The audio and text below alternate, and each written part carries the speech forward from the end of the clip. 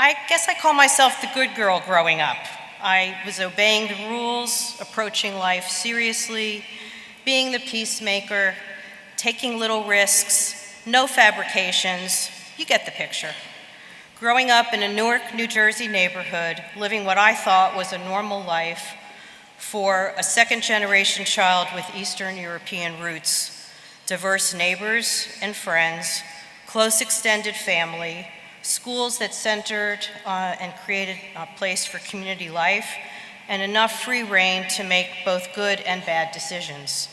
I was also encouraged to be true to myself, or speak my truth, show empathy to others, and remember that we make our own luck. Often a very, very difficult thing to do when you tend to be risk adverse as I was. My life included strong women who were outspoken, working, civically engaged, and some raising families on their own before socially acceptable, including my own mother. Early but important role models. Yet this was the 60s. A tumultuous time to be a budding young adult. It became clear that making sense of my world while sorting out my values and choosing my path would be messy and require risk, yet keeping true to myself would hold me steady.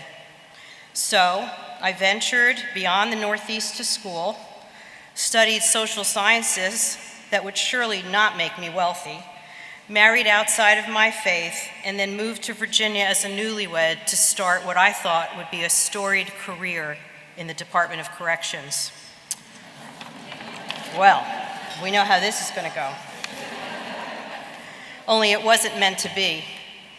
Gender discrimination and the good old boy network stymied me early on, and I had a choice.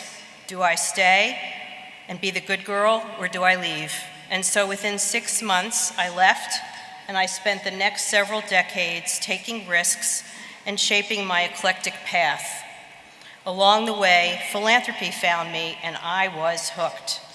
My desire to learn people's stories, challenges, and capacities inspired me to think strategically and serve as a connector to affect change.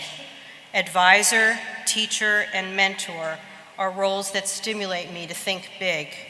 Relationships, messy conversations, taking risks, accepting false starts are all critical to positive change. Not acting transactionally is integral to this work.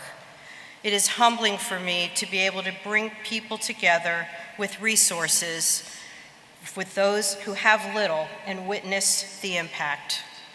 Although not done with this work, my challenge is to pay it forward and mentor the next generation of leaders who are called to philanthropy.